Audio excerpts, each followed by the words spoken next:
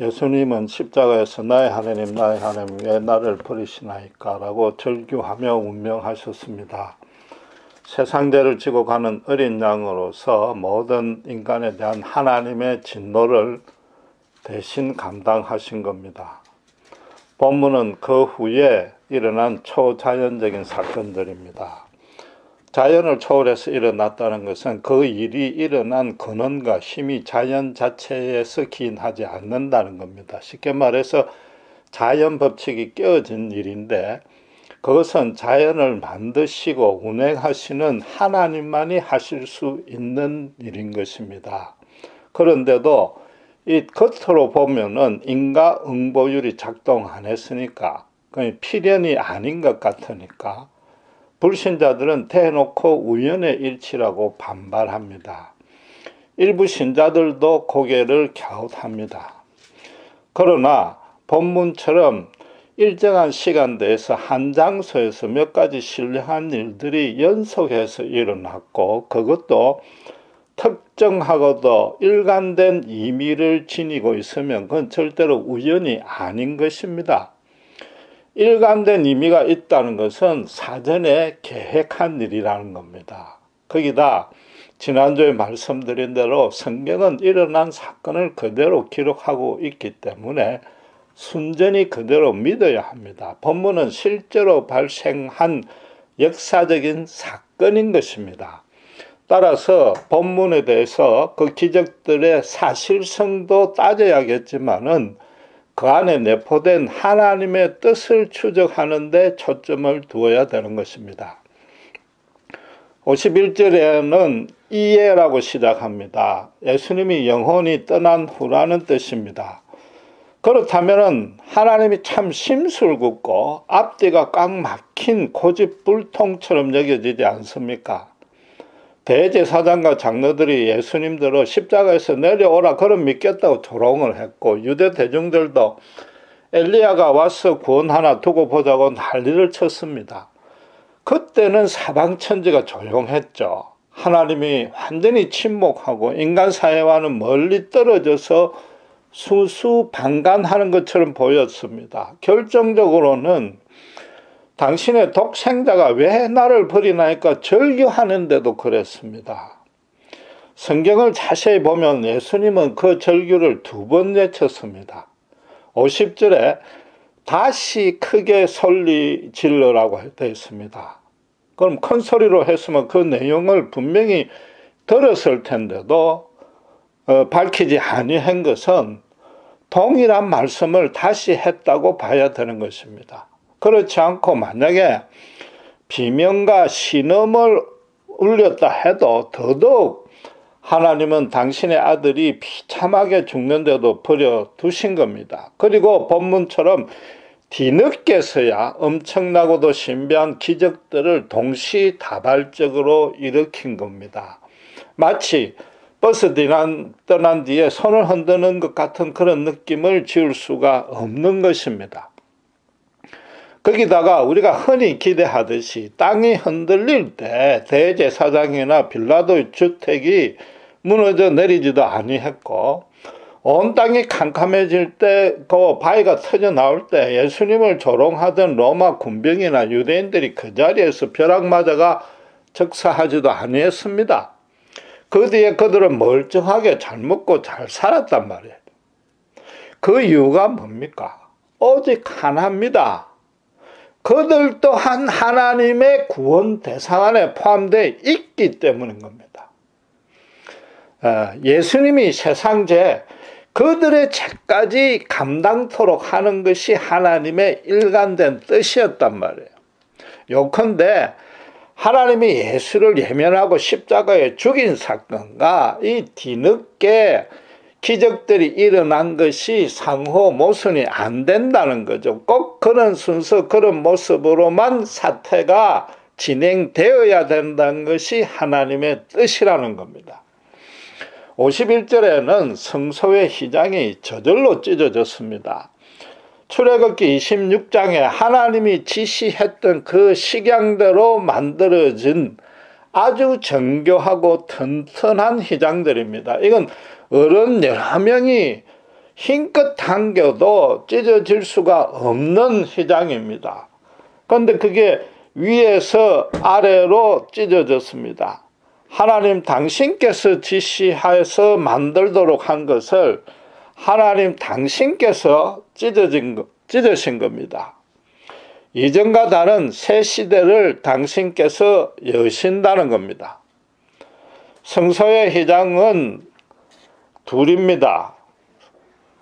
성전뜰과에서 성소로 들어가는 것과 성소에서 지성소로 들어가는 곳에 두 군데가 있는데 어느 휘장이 찢어졌는지는 불명입니다. 둘 다 찢어졌다고 이해하는 게 그냥 타당합니다. 만약에 꼭 하나가 찢어졌다면 히브리스가 정언하는 대로 지성소로 들어가는 휘장이 찢어진 것입니다. 바깥 휘장이 찢어진 것은 성전 전체가 무너졌다는 의미죠. 당시에 관광명소로 꼽힐 만큼 그 장엄한 헤롯 성전이 예수님께서 돌 위에 돌 하나도 남지 않고 다 파괴되리라고 예언했습니다. 지금 그 예언이 곧 성취될 것이라는 예표로 찢어진 겁니다. 유대의 그런 형식적이고 외식적인 종교를 하나님께서는 더 이상 두고 볼 수 없다고, 그걸 종말이라고 선언한 것입니다. 지성소에 들어간 휘장이 찢어진 것은 그 휘장은 1년 1차 대속죄일에 대제사장이 이스라엘 백성 전체의 모든 죄를 대속하려고 들어가는 것입니다. 어린 양의 피를 언약궤에 있는 시언자, 은혜를 베푸는 그 천사들이 있는 곳에 뿌립니다. 그건 백성들이 부지불식간에 지은 죄나 미처 속죄죄를 못 드렸던 모든 죄까지 용서받으려는 겁니다. 그 휘장이 찢어졌다는 것은 히브리스 기자 설명대로 동물의 희생 제사는 불완전했다는 뜻입니다. 반면에 예수님은 히브리서 4장 15절 말씀대로 우리의 연약함을 체휼하지 아니한 분이 아니고 모든 일에 한결같이 우리와 똑같이 시험을 받은 분입니다. 완전한 인간이란 말이죠. 그래서 모든 인간을 대표할 수 있습니다. 거기다가 죄가 전혀 없기 때문에 완벽한 제물이 될 수 있고, 또 하나님께서 당신의 아들을 희생 제물로 받았기 때문에 영단번, once for all, 영원하고도 완전한 속죄를 이룰 수 있었던 것입니다. 그 결과 히브리서 10장 19절에서 선언하는 대로 예수의 그 피를 힘입은 자, 예수의 십자가 은혜를 믿는 자는 이제는 성소에 들어갈 담력을 얻게 된 것입니다. 휘장 가운데 예수님이 새롭고 산 길을 열었는데 휘장이 곧 예수의 육체라고 성경은 선언하는 겁니다. 십자가에서 예수님의 그 몸이 달려서 찢기심으로 인해서 우리의 모든 죄값을 다 지불했습니다. 더 이상 동물 제물이 필요가 없게 됐습니다. 예수님이 대신 죽었기 때문에 죽어야 한 죄인들이 이제는 살 수 있게 된 것입니다. 따라서 신약시대 이후에는 이런 대제사장의 중보적인 역할이 필요 없게 된 것입니다. 죄에 찌든 인간과 하나님 사이를 가로막고 있던 그 진노의 담을 예수님께서 당신의 몸으로 찢어지면서 그걸 다 허물었단 말이죠. 정작 죽어 마땅한 우리는 언제 어디서 어떤 죄를 짓더라도 예수님의 그 보혈만 의지하면은 구원받을 수 있는 것입니다. 구원 이후에도 믿으신 하나님 앞에 우리 죄를 고백하면 언제라도 제3의 은혜를 받을 수 있는 것입니다. 이 지성소의 휘장이 찢어졌다는 것은 어떤 흉악한 죄인도 하나님을 만날 때에 그 사전에 필요한 종교적인 의식이나 절차가 전혀 없다는 거죠. 다 없어졌다는 거죠. 하나님과 인간 사이에 탄탄대로가 열린 것입니다. 예수님의 붉은 피로 물든 주홍 카펫 위를 달려나가기만 하면 되는 것입니다. 단, 이 죄인인 인간 쪽에 필요한 것은 두 가지입니다. 첫째는 하나님의 은혜를 받고자 진심으로 원하는 그 갈망이고, 둘째는 자기 전부를, 특별히 우리의 심령 전체를 완전히 주님께 내어드리는 겸손함, 그 두 가지만 있으면 되는 겁니다. 51절에서 바위가 터졌다고 합니다. 이게 요세미티에 있는 그런 큰 바위가 터진 것이 아닙니다. 성경은 원래 장절의 구분이 없기 때문에 52절과 53절을 연결해서 읽어야 됩니다. 유대 무덤 앞에 있는 바위가 터진 거죠. 유대 무덤은 알다시피 인공적으로 굴을 파서 가족들을 청계별로 안치한 후에 입구를 큰 맷돌 같은 바위로 막아 놓습니다. 그 밑에 홈을 파서 그 바위를 굴리는 장치를 해놓았는데 장정 여러 명이 붙어야 겨우 열 수 있습니다. 제가 계속 강조하지만은 성경이 얼마나 정밀한지 바로 이 부분에서도 발견할 수가 있습니다. 바위가 굴러가고 무덤이 열리며라고 기록하지 아니했단 말이죠. 그렇다면은 지금 자유주의 신학자들이 이때 단순히 지진이 일어났을 뿐이라는 그 주장이 먹힐 뻔한 거죠. 지진이 일어나면은 바위가 절로 구르다가 갈라질 수는 있습니다. 부서질 수는 있는데 터질 수는 절대 없습니다. 이 원어는 실제로 산산조각이 나서 박살났다는 그런 의미입니다. 지금 휘장이 위에서 아래로 찢어졌다거나 바위가 지금 터졌다는 이런 표현은 지어낼 수 있는 얘기가 절대 아닌 것이죠. 실제로 일어난 일이 아니면 그렇게 기록될 수가 없는 겁니다. 그런데 주목할 것은 53절에 무덤에 자던 성도들, 여기 자던이란 것은 죽어서 무덤 안에 있다는 유대식 표현입니다. 그 자던 성도들이 일어난 것이 언제라고 합니까? 예수 부활 후라고 그랬단 말이에요. 이게 예수님 운명한 직후가 아닌 겁니다. 그래서 일부 학자들은 이걸 두고 예수님이 그들을 부활시킨 후라고 해석을 하는데, 기록된 그대로 예수님이 부활하신 후라고 해석해야 그건 타당합니다. 왜냐하면은 예수님이 뭡니까? 부활의 첫 열매지 않습니까?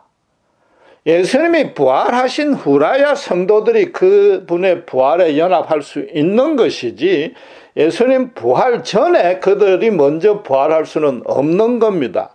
거기다가 이스라엘은 가족묘지니까 그 안에 기중품이나 소장품을 함께 안장을 하는데, 만약에 무덤이 열린 채로 미리 방치되어 있었다면 도굴꾼들이 설칠 것 아닙니까? 이건 분명히 3일 후에 성도들이 부활을 했는데, 마태가 지금 의도적으로 그 일을 시간의 순서에 관계없이 삽입구처럼 앞당겨서 기술하고 있단 말이죠. 마태의 의도도 너무 어렵게 따질 것 없습니다. 성경에 기록된 그대로 이해하시면 됩니다. 54절에 보시면은 로마 백부장과 부하들이 지진과 뭐라고요? 그 되는 일들을 보고 심히 두려워했다고 그럽니다. 예수님의 아들이라고, 예수님이 하나님의 아들이라고 시인했는데, 그 되는 일이란 것은 바로 바위가 터지고 성도가 부활하고 예루살렘 성에 들어가서 많이 보였던 그 일인 겁니다. 많은 신자들이 본문의 기적이 예수님이 나를 왜 버리시나이까 하고 운명하신 직후에 다 발생했고, 그 자리에서 로마 군병들이 예수를 인정했다고 오해를 합니다. 아닙니다. 십자가에 달린 동안에는 사방이 캄캄해진 것 뿐입니다. 혹시라도 땅이 진동까지는 했는지 모릅니다. 만약에 그랬다면은 우리가 생각하는 식으로 오해하는 식으로 직후에 로마 군병들이 예수를 시인했다면은 54절의 기록이 지진을 보고 두려우라고 해야지 그 되는 일을 보고라고 부연 설명을 할 필요가 없는 것입니다. 자유주의 신학자들이 말하듯이 캄캄한 것은 일식이요 땅이 흔들린 것은 지진이었다는데, 그런 자연 현상만 보고서 우상 숭배하는 완전한 이교도이자 세상에서 가장 합리적인 민족이었던 로마인들이 예수를 하나님의 아들이라고 인정할 리는 없는 겁니다. 무덤이 터지고 성도들이 부활한 것을 보니까 하나님의 아들이 틀림없다고 인정하게 된 것입니다. 그래서 이게 마태가 미리 기록한 이유를 이해되시겠죠. 그렇게 앞당겨 기록한 또 다른 이유는 지금 성중의 사람과 바로 이 로마 군병을 대조하려는 목적인 것입니다. 마태는 예루살렘을 두고 의도적으로 거룩한 성이라고 표현하고 있습니다. 유대인들이 예루살렘에 대한 자부심을 강조하는 거죠. 거기에는 성전도 있고 율법에 따라서 경건한 제사도 드리고 언약 백성이 모여 사는 곳이라는 거죠. 그곳에 있는 대제사장, 장로, 바리새인 같은 거룩한 사람들이 성도의 부활을 보고도 예수를 믿기는커녕 인정도 아니했다는 겁니다. 이때 부활한 성도가 누구인지 몇 명인지 구체적으로 언급이 없습니다. 성도란 표현은 구약 성경에 아주 드뭅니다. 구약에서는 이스라엘이 언약 공동체이요 선민이란 것을 강조하기 위해서 주로 하나님의 백성, 하나님의 자녀라고 지칭합니다. 성도는 다니엘서에서만 예수님이 초림한 이후에 재림할 때까지 구원을 받는 하나님의 남겨놓은 백성이라고 아주 제한적이고 종말적인 의미로만 사용하고 있습니다. 그렇다고 해서 지금 이 성도를 예수님께 직접 복음을 전해 듣고 예수님 살아 생전에 믿다가 최근 1, 2년 사이에 십자가 전에 죽은 성도라고 고집할 필요는 없는 것입니다. 왜냐하면 성도는 도덕적, 종교적으로 하자가 전혀 없는 성자란 뜻도 아니요, 하나님의 큰 종으로서 하나님의 일을 위해서 큰 업적을 남긴 사람이란 뜻도 아닙니다.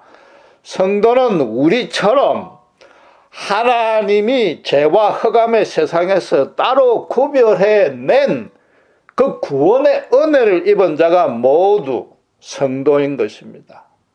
구약시대에도 비록 소수이긴 해도 성도는 분명히 있는 것입니다. 대신에 우리는 무덤에 자든 여기에 초점을 맞춰야 되는 겁니다.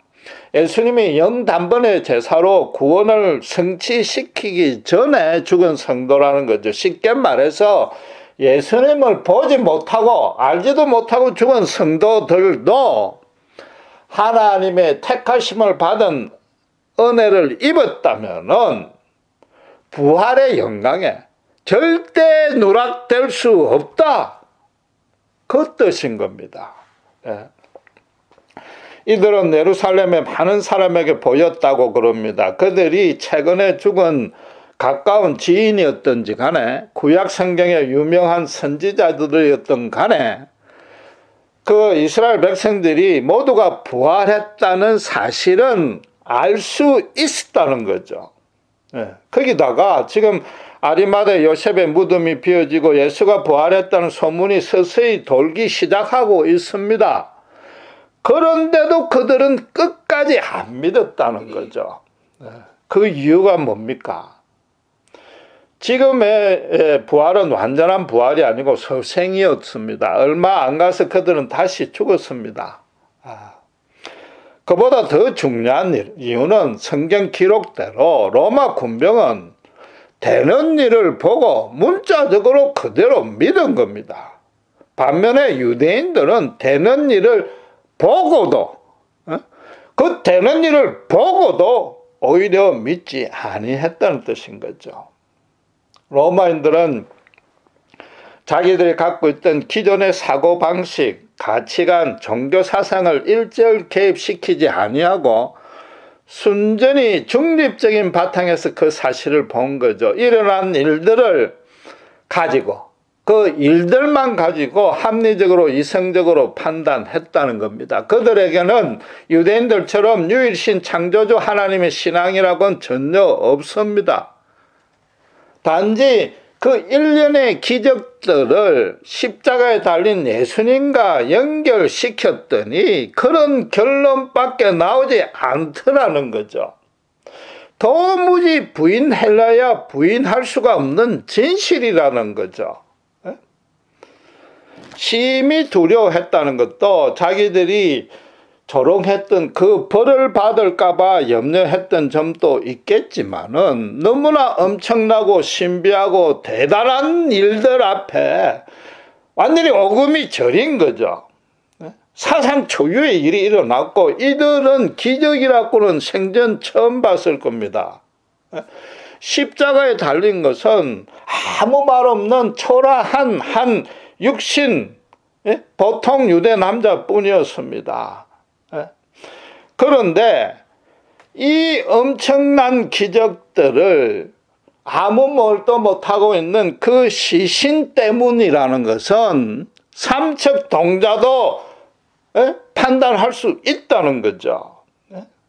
그래서 인간으로서 마땅히 보여야 할 자연스러운 반응을 한 것뿐입니다. 예수는 하나님의 아들이라고 고백도 저절로 튀어나왔을 겁니다. 그들이 그냥 놀란 게 아니라 심히 놀랐습니다. 그냥 놀랐다면 그냥 하나님의 아들이라고 표현할 텐데 심히 너무나 이게 엄청난 충격이고 대단한 감격으로 왔기 때문에 진실로 하나님의 아들이라고 고백했단 말이에요.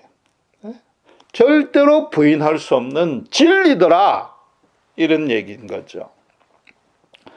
이 군병들은 예수님을 유대의 왕이 아니라고, 하나님의 아들이 아니라고 엄청난 수치와 고통을 직접 가했던 사람입니다. 좀 전까지 예수님이 한 거는커녕 한마디 변론도 안 하고 묵묵히 담담히 죽어가는 모습을 보았습니다. 그런데 예수님은 아무 말씀은 없었는데 이 죽기 3시간 전부터 부활하는 3일 동안에 일어난 그 일들이, 사건들이 실제로 예수가 유대의 왕이요 하나님의 아들이라고 더 큰 소리치고 말하고 있는 것이죠. 55절 56절에 아녀자들도 마찬가지입니다. 제자들마저 다 도망갔는데 모두가 예수님을 버리고 예면하고 조롱했는데 끝까지 이 골고다 현장에까지 따라왔습니다. 여성 특유의 모성애가 작동했을 수도 있지만은 여자분들한테 죄송하지만 여성은 좀 단순하지 않습니까?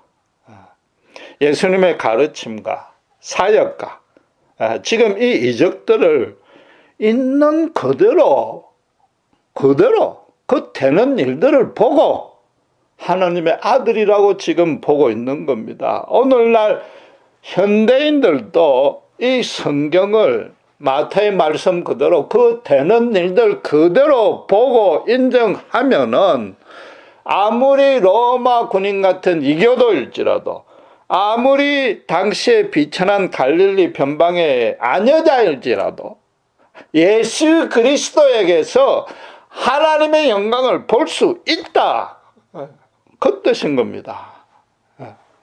이제는 거룩한 성에 있던 거룩한 유대인들이 예수를 믿지 아니한 이유가 자연스레 밝혀졌습니다.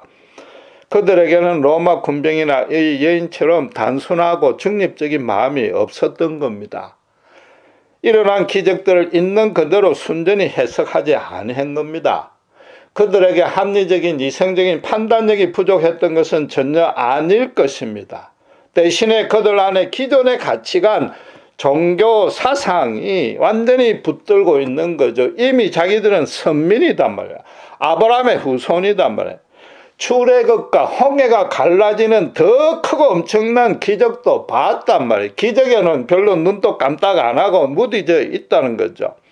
대신에 거룩한 율법을 수여받아서 성전에서 성실하게 제사를 지내고 있기에 천국 입성은 이미 따놓은 당상이라고 믿고 있는 거죠. 완전히 안심하고 있는 거죠. 자기들이 하나님에게 할 바는 다 했단 말이죠. 거기다가 인간 사회 안에서도 구제, 기도, 금식, 11조에 열심을 낸다고 칭찬을 받고 있습니다. 그러니까 하나님에게 빨리 다윗 왕국의 영광을 재현하는 일만 남았다고 자꾸 저러고 있는 거죠. 이 유대인들도 예수님이 처음에 이적을 일으키자 혹시 메시아인가 눈여겨보았습니다. 그러나 예수님이 창기나 세리나 죄인이나 불구자나 심지어 귀신 들린 자들과만 상대하고 있습니다. 거기다가 거룩한 자기들이 그 비천하고 죄 많은 자들과 각하나 더 못하다고 예수님이 지적하시고 하나님 앞에 다시 완전히 죽으라고 선포를 하니까 죽어야 될 자는 우리가 아니고 바로 예수 너다! 그러고 덤벼든 것이죠. 그러고는 그 후로는 모든 일들을 예수와 연결되는 일은 무조건 싫고 틀렸다고 덤빈 거죠. 한마디로 말해서 그들 안에는 하나님 앞에 진정으로 자기 전부를 내어드리는 겸손도 없었고 진심으로 하나님의 구원의 길을 하려고 하는 갈망도 없었던 겁니다. 대신에 자기 속에 자기만 높이는 그런 고집으로 가득 차 있었던 거죠. 자기에게 자신이 신이요 종교가 돼 있었던 것입니다. 지금 제가 2000년 전에 그 완악한 유대인들이나 오늘날 예수쟁이들이 주는 것 없이 믿다고 반발하는 불신자들을 탓하려는 뜻이 아닙니다. 예수님을 믿고 따르는 신자들이 더 문제라는 거죠. 불신자들은 자기를 높이려는 그 생각에 고착되어서 그에 따라서만 행동을 합니다. 그럼 신자는 그와 정반대가 되어야 됩니다. 자기는 완전히 낮추고 대신에 예수만 높이려는 생각에 고착이 되어 있고 그 생각에 따라 행동해야 됩니다. 믿음을 방해하는 어떤 세력 앞에도 흔들리지 말아야 되고 당당해지고 예수님은 하나님의 아들이요 나는 하나님의 친백성이라는 것을 확신해야 됩니다. 아니 알고 있어야 됩니다. 그래서 세상의 죄악과 사탄과 죽음의 세력을 싸워 이겨내야 됩니다. 힘들고 지치더라도 싸우고 있는 중이어야 되고 최소한도 싸울 준비는 하고 있어야 된단 말이죠. 지금 마태가 예수님의 십자가 처형 전후에 일어난 일들을 그대로 객관적으로 기록하고 있습니다. 지금 성도가 부활했다는 그것만 시간 순서를 바꾼 것 외에 자기 사상, 자기 생각을 전혀 피력하지 아니했습니다. 그냥 사건의 관찰자 제3자로서 담담하게 기록할 수밖에 없었습니다. 그런데 그 한 구절 한 구절 말하자면 그 모든 기적들이 표명하고 있는 의미가 뭡니까? 예수님은 구약에 계시되고 예언되었던 유대인의 왕이요 하나님의 아들이 틀림없다라는 거죠. 지금 마태가 자기 신학이나 자기가 생각하는 종교 교리를 가지고 변정하지 아니하고 지금 그냥 일어난 사건 그 되는 일을 보라. 그럼 로마 군병이나 그 하녀자들처럼 인정하지 않을 수 없지 않느냐. 그분이 메시아요 구원주요 심판주다. 그 얘기인 거죠. 성경을 있는 그대로 구태여 예수를 알고자 믿고자 하는 소망이 없어도 됩니다. 단순히 편견과 선입관 없이 중립적인 바탕에서만 읽고 논리적으로 묵상을 해봐도 예수가 하나님의 아들이라는 결론 말고는 나올 수 없는 겁니다. 결코 부인할 수 없습니다. 하나님의 말씀은 정말로 살아 운동력이 있습니다. 심령을 찔러 쪼갭니다. 성령이 간섭하시면 완전히 새 사람으로 뒤집어지는 역사가 말씀 앞에서 일어납니다. 성령이 역사하지 않더라도 최소한도 세상의 사상과 종교와는 전혀 다르다는 걸 알 수 있는 것이요. 지금과는 아예 다른 도덕적인 영적인 큰 찔림이 생기게 마련이고, 그러고 나면 예수를 알고 싶다는 소원이 생기게 합니다. 우리가 본문 사건의 현장에 있었다고 가정해 봅시다. 이게 얼마나 엄청난 일입니까? 얼마나 경이롭습니까? 하나님의 그 강대하심 앞에서 압도돼 가지고 숨도 못 쉴 판 아닙니까? 그런데 참으로 안타깝게도 본문을 대하는 신자들이 항상 이걸 어둡게, 무섭게 그런 감상을 가지는 것 같단 말이에요. 지금 천지가 캄캄해졌습니다. 땅이 흔들리고 바위가 터지고 무덤에서 시체가 걸어 나오니까 이 심히 두려웠다는 것을 공포심으로 해석을 하는 거죠. 본문은 사실은 정반대의 뜻입니다. 예수님이 왜 나를 버리시나이까 절규하고 완전한 제물로 드려짐으로 했습니다. 그래서 정말로 하나님과 단절될 때 그 3시간 동안만 흑암이 있었습니다. 죄의 심판은 거기까지였단 말이에요. 땅이 흔들린다는 것은 하나님이 지금 새 땅으로서 만들려는 그 전조현상이란 말이에요. 준비란 말입니다. 다시 말하지만 이 바위가 터졌다는 표현에 주목하셔야 됩니다. 이 분명히 안에서 밖으로 폭발한 겁니다. 밖에서 안으로 폭발했다면 무너져 내렸다라는 것이 옳은 설명입니다. 사람이 보는 쪽에서 느끼는 대로 기록하니까 그런 겁니다. 여리고 성이 함락될 때에 그때도 자유주의 신학자들은 지진이었지 하나님의 기적이 아니라고 그랬습니다. 그런데 놀랍게도 발굴을 해보니까 그 엄청난 성벽이 폭삭 내려앉았습니다. 전부. 지진이 아니고는 그런 현상이 일어날 수 없는 모습이었습니다. 거기다가 그게 전부 안쪽으로 무너져 내린 걸 발견했습니다. 죄에 타락한 가나안 족속들을 심판하시겠다는 하나님의 뜻이었습니다. 그와 반해서 지금은 그 반대로 안에서 밖으로 바위가 터졌습니다. 이게 무슨 중국 무술 영화처럼 시체가 일어나서 강씨가 돼가지고 장풍으로 터뜨린 건 절대 아닐 것 아닙니까? 무슨 뜻입니까? 예수님이 부활하시자마자 그 부활의 새 생명의 기운과 활력이 성도들의 무덤 안에도 가득 차게 되었다는 거죠. 그래서 바위든지 죽음으로도 막을 수 없는 엄청난 새 생명이 지금 밖으로 터져 나온 겁니다.